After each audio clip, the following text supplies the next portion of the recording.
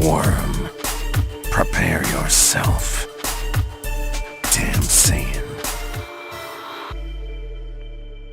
So a few videos ago, I started this theory talking about how Kaba essentially explains what happens to the Berserker power, or the legendary Super Saiyan power, when they power up and go Berserk up to their infinite point, and that is they self-destruct.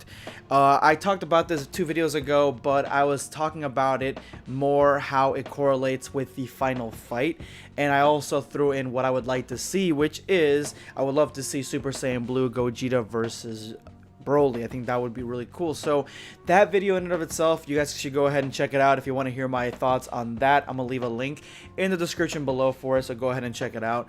But in this video, I wanted to go more in depth into the self-destruction part of the theory and what I think that would look like, and what kind of probability do I think that may have in the movie, because I do think that if it is true, if it is something that Toyotaro slipped in there because he wants to have a quick explanation for what may happen, like a quick cap of what the legendary Super Saiyan's power ought to be, then I think it's really interesting that he would have put that stuff right in the same week that we were getting all this other Broly nonsense, such as the trailer was coming out, the posters was coming out, news of the movie was coming out. So in the same week all this stuff was coming out, and then in the manga he showcases exactly what Kale's strength is when she takes out a plethora of universes, and what her downfalls are with that form. So I don't think it's coincidence. I think that he did this deliberately. I think he did this because he's trying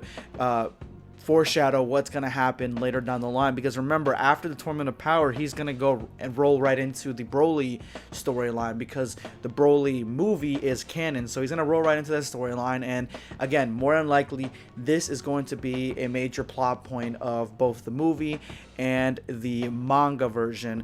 And that's just me speculating, that's just my theory, because things from the manga don't often correlate directly to things to the anime. You know, sometimes they do, sometimes they concepts and themes flop back and forth, and it's like a sharing of ideas, but usually the manga tries to change a little bit and keep things differently. The anime, there was no talk about Kale self-destructing.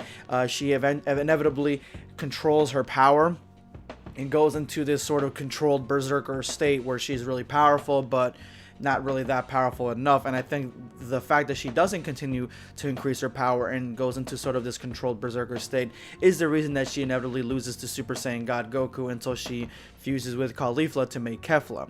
In the movie, I think that if Broly were to self-destruct at some point, say toward the end of the movie, that would be a neat little cleanup if, say, Goku and Vegeta can't defeat Broly on their own. If Goku can't go into Ultra Instinct or Master Ultra Instinct, and if Vegeta can't go into Super Saiyan Blue Evolution, or you know, that if that transformation is even going to be showcased in the movie, or if they don't fuse, like if these things don't happen, then I don't see how at the end of the movie they're going to be able to defeat Broly without Broly's own power being his own downfall and his own hindrance. Now, if Broly at the end of the movie, like we've seen at the end of the trailer, where his power is rising, he's going to that berserk ultimate state, it seems like his eyes are glowing red and everything, and if that is the ending of the movie, we see that Super Saiyan Blue, that Goku's in Super Saiyan Blue form, and he's surprised, he's shocked, he's like, his power is rising, he's getting stronger, he's still getting stronger. And so I think that's going to be toward the end of the movie. I think that lava planet, Goku and Frieza are going to be on that lava planet, and then Broly's going to make quick work, and Bulma's going to be there too because she's got her little suit on, and then Broly's going to make quick work of Frieza because Frieza's fodder and he's garbage. And then Vegeta probably already got handled earlier in the movie on that ice planet, I feel like, because he was attacked first by Broly. So all we have left is Goku, and I think it would be really fitting, and it would make it sort of like this urgency that we would need to take care of Broly and not have him self-destruct, because I think if he does self-destruct, again, this is all speculation, if he does self-destruct, you know how many characters in Tournament of Power self-destructed and actually came back alive? They were cool with it. You could go either both way. You could make him survive the self-destruction and just go back to his base, and then they can like trap him there or something like that. Or Whis can come and put him in like time prison, or Fu can put him on prison planet, whatever. And then he turns into Cumber. Nah, I'm just kidding. But anyway, yeah. So that could happen. That would be pretty cool to see, because then we would have the possibility of having Broly later down the line as, say, another villain, or maybe one that's not a villain, like maybe he's neutral or something. I think that would be interesting, depending how they've built Broly up, if we get invested in Broly, if we like his backstory. But if this is going to be the end of Broly and he's already built up and nobody can stop him, say even Goku really can't stop him, and it basically at some point, I know Vegeta's gonna be like, can't you go into Ultra Instinct? Are you sure you can't go? And Goku's like, nah, I can't, I really can't. So if Broly does end up self-destructing at the end of the movie, I think it would be really cool if he took out the planet with his self-destruction, and that would be enough to finally annihilate him.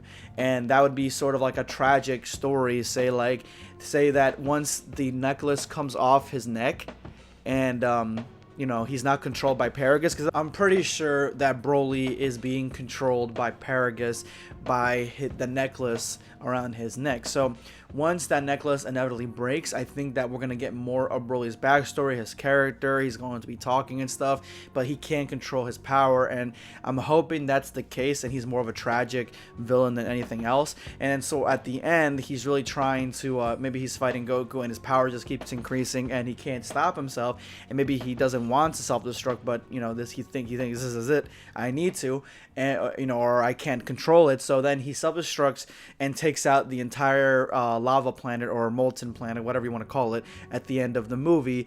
And Goku, Frieza, well, maybe not Frieza, but Goku and Bulma need to get off the planet because they're going to be annihilated as well, because they can't survive in space.